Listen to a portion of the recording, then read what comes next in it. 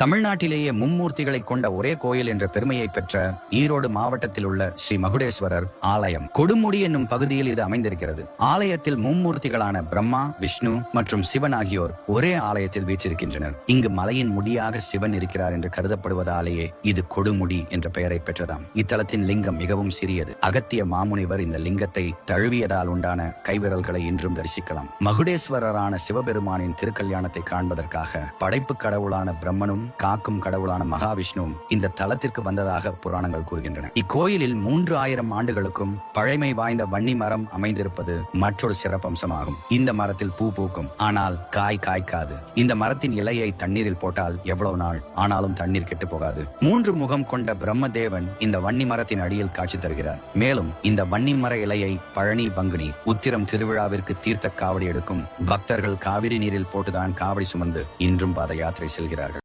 இந்த கதை பிடித்திருந்தால் லைக், ஷேர் செய்து சேனலை சப்ஸ்கிரைப் செய்யவும்.